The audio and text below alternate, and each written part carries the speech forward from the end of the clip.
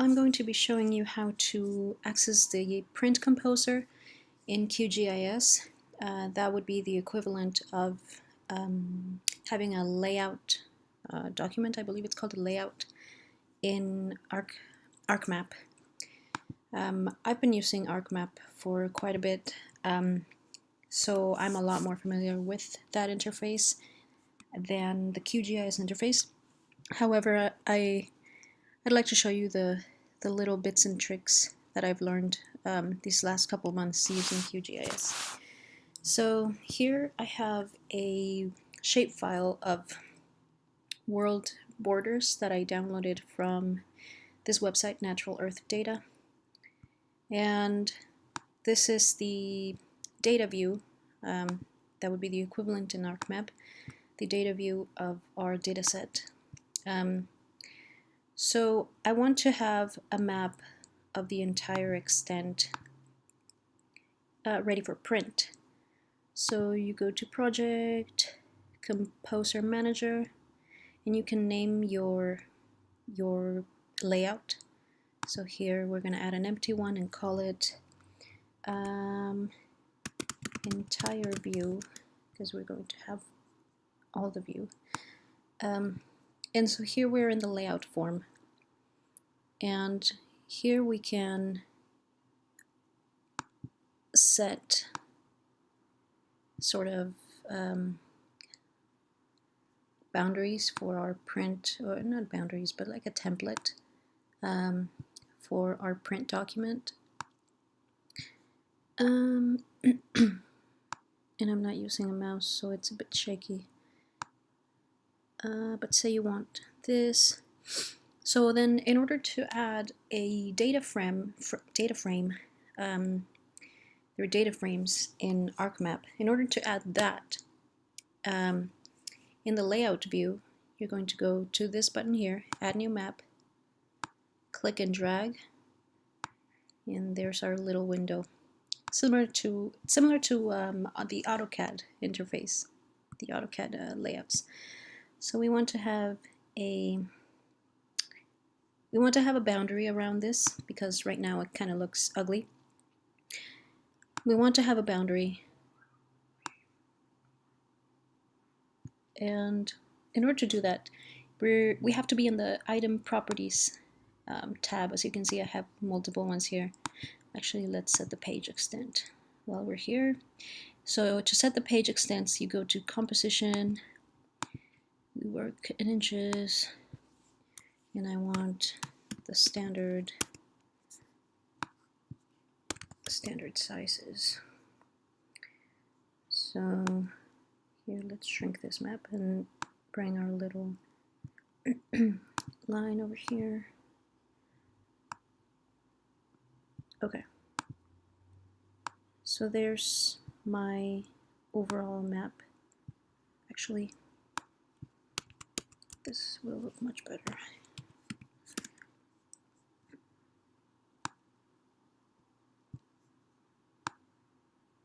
Okay. And in an ideal world, you want to be more precise with your margins, but this is just a quick run through. So now I'm jumping from the composition to the Item Properties tab, and I scroll down. Scroll down, and I want to click on Frame because I want a frame around that. This is a nice thickness, 0.3 millimeters. Millimeters, I said that weird. So I'm just going to add a kind of a basic standard layout, just to make it look a bit less rough. Okay, so now let's go back. I wish I had two screens, but let's go back to the map in data view. So you'll notice our map here looks a lot more crisp. And if we go back to the, oh gosh, where is it? Here. If we go back to the layout view, you can see it looks a bit ugly, a bit pixelated. So in order to fix that problem, again, you want to be in item properties. You're going to select it, and in this, where is it? In this main properties box, you want to say update preview, and it's going to update the view. So it looks a bit better already, but it's not centered. So our map here, pardon me. Let's close this for a second. Excuse me. I can't find my other window. There we go. Okay. So, where was I? Oh yes, it's centered on this page. But our print layout is not centered. So let's go back. Project, Composer Manager. There's the entire view that we just created. Show it. Okay. So we know that it's centered in the regular map because we just saw it. Now we want it to be centered in our print layout as well. So in order to do that, again, you're going to select it, scroll down in the item properties tab, as you can see, scroll down, set map to canvas extent, and there it is. We want to be a bit more close up. So let's do this in our data view. That's a close up. Now, again, we come back here and set the canvas extent so you can see it updates, but it's still kind of far. Let's get a bit closer.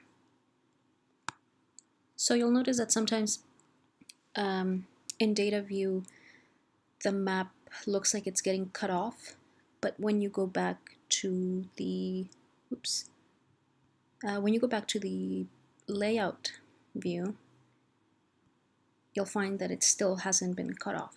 So it takes a bit of time playing with the zoom extents. Okay, well, this looks fine for me. Now I want to show you how to add a... Okay, let's add another one. Say we want to zoom into Spain. Okay. So we want to add another map view. There it is. Now that we're in the item properties menu, let's add a frame. Oh, but I don't want to move this one anymore. So I'm going to go ahead and lock it. And as you can see here, you can lock all the layers on your layout view. So now when I click on it, I can't even select it. That ensures that I won't be accidentally moving it when I try to play with other items on the map. So, whoops. Okay, well, this looks ugly, but just have some patience. It will look better very soon. Say you want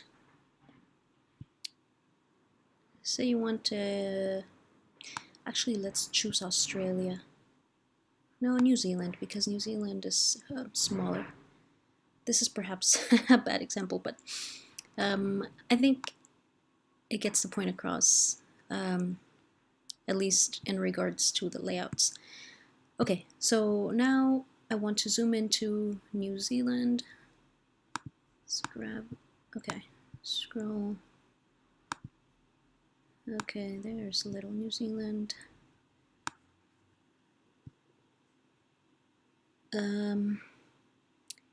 So go back here.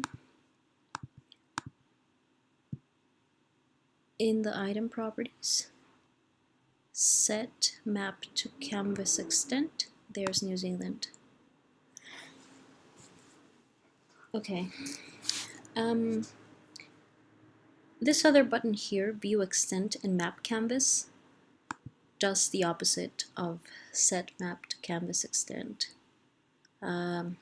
So this one, if I do set extent, Okay, maybe not. So say you move out, or not you move out, but say you zoom out in data view and you want to get back to the same zoom level that you were at when you created your layout. So in this case, in my layout view, I still have the zoomed in close-up of New Zealand that I want, but I accidentally moved the map in data view. I want to go back to that. Whoops, cancel. I want to go back to that, so set extent in map canvas. This is the map canvas, and there's New Zealand, again at the same zoom as we had it in layout view. Okay, this is kind of an ugly map, and this is not the best standards of cartography, but again, this is just to show you how to use the layout view. It's initially tricky. It was for me anyways, coming out of an ArcMap interface. Okay, we want to lock this one too so that we don't move it. Okay, so now we can't interact. Oh, we can't interact with these. Before we do that, though, apologize. Before we do that, I want to make sure that my preview is updated so that my maps are very nice and crisp. Get some really good lines. Okay, now let's lock all of them so we don't mess with them. So now we want to add a legend. Click and drag. I don't like to add the word legend. We all know what it is. So in here, you can update the name here, world borders. That won't change the name of your layers here. If you want, you can change the name of the layer and then go here and then just do an auto update, and that will update. Okay. I want to show you another thing. If we categorize, say we do a style and we categorize the map based on name, I'm going to have a bunch of them. Okay. Okay.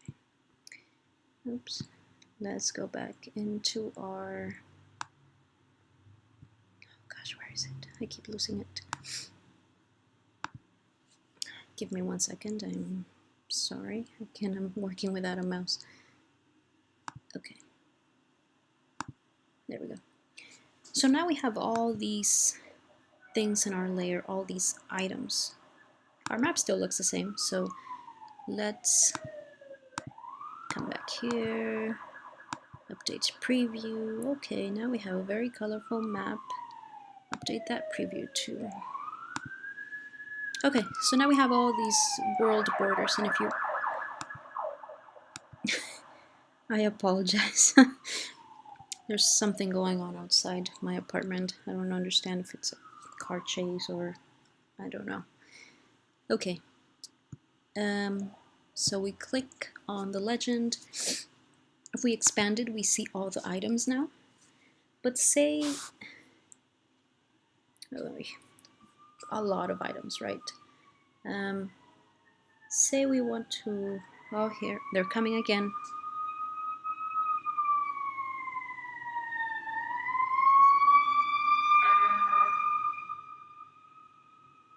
That was a fire engine. Okay, say we don't want,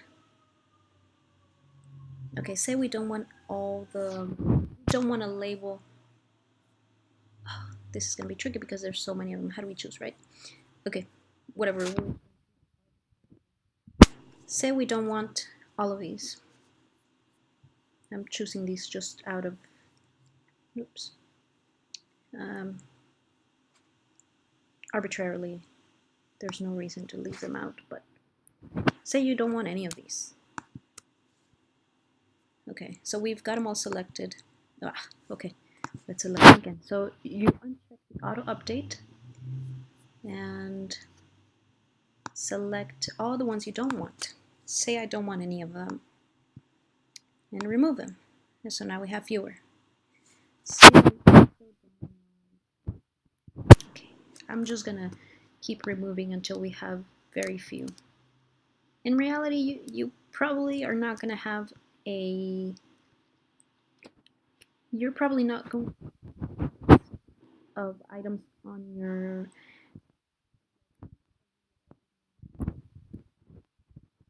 list or this many. So this is kind of a bit unrealistic. You know, I've personally never worked in a legend where I needed more than maybe 15 to 18 items. So that's still kind of manageable, but this is well over 100. So say we don't care about labeling those for whatever reason, and we just keep removing. Okay, now we have, this is manageable. Okay, so I want,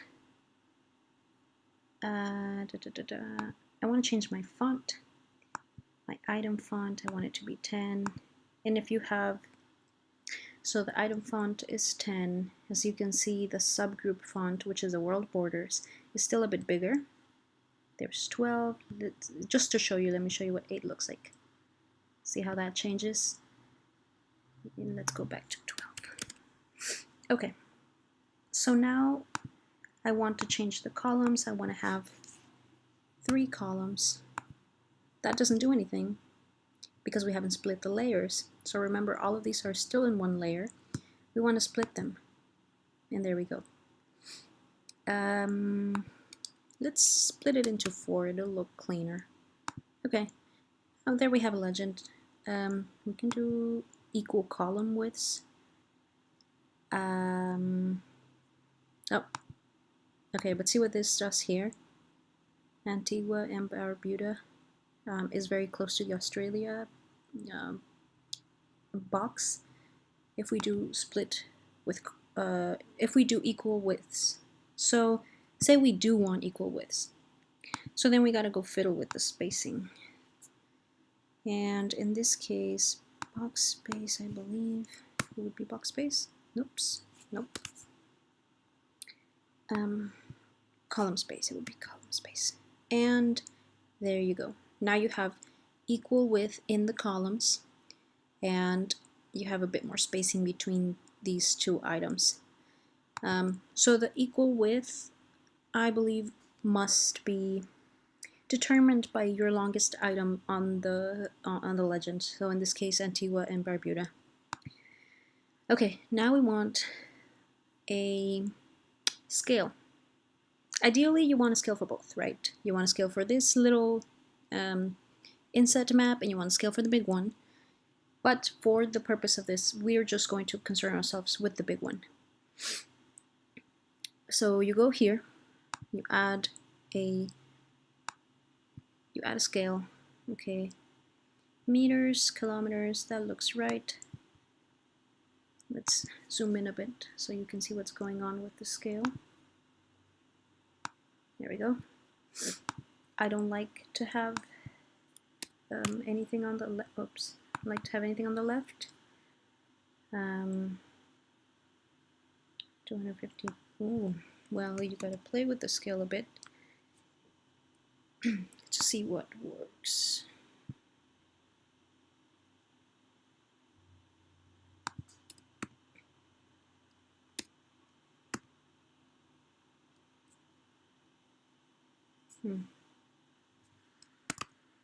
There we go. Well, this will do. I don't like the very thick lines, so you go here, and this changes the style of your scale bar. So remember, the item properties are what dictate the specific settings for each one of the items on your map. So when you select it, the item properties change. If I select my scale, if I select my my legend, the item properties update for whatever settings are available for my legend. So go back to the scale. I like lines with ticks going upwards, and I actually don't like that many oops, don't like that many lines.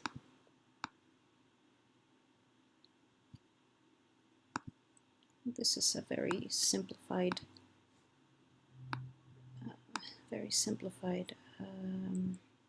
style, so you can definitely make it a lot better than this.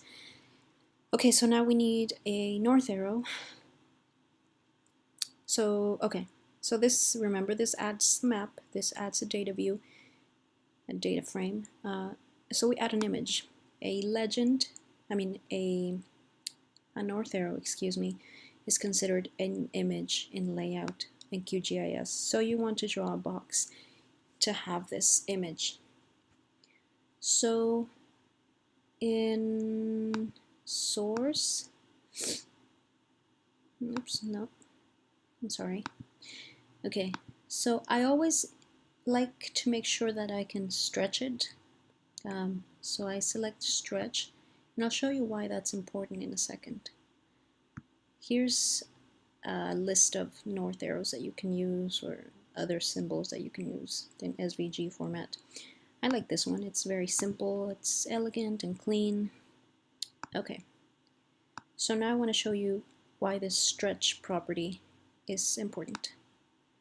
So say you drop it there. If I select zoom and I stretch it, say I wanted to span a bit higher, that stretches my box around it, but it doesn't stretch my actual symbol. And you can stretch it all you want. If you want to make it thicker, you can try.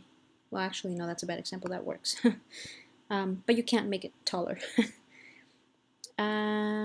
So if you select stretch, that stretches it. So I just like this because it gives me a bit more flexibility with what I can do with the legend. Okay, so there we go. Now, I mean, I haven't saved it, I'm not going to, but now you can export it, right? It's gonna ask you to save it. You can go ahead and do that, and you export it to PDF. I think this is SVG, yeah, or as an image. As you can see, you have all kinds of different tools that you're already likely familiar with if you come from ArcMap, or if you come from Photoshop and InDesign, Illustrator. All these things are kind of standard layout tools that you have. Yeah, arrows, shapes, like I added this rectangle here, an image for your North Star, adding maps in data frames, and there you have it. So I hope that was helpful. I haven't been using QGIS for very long. It's only been a few months at most. But yeah, just don't be afraid to get in there and play with it on your spare time. Even though ArcMap is a lot more common, it's always useful to have these open source tools readily available and be ready to do the same kind of work that you do at Esri, or with Esri products in here. So there you have it.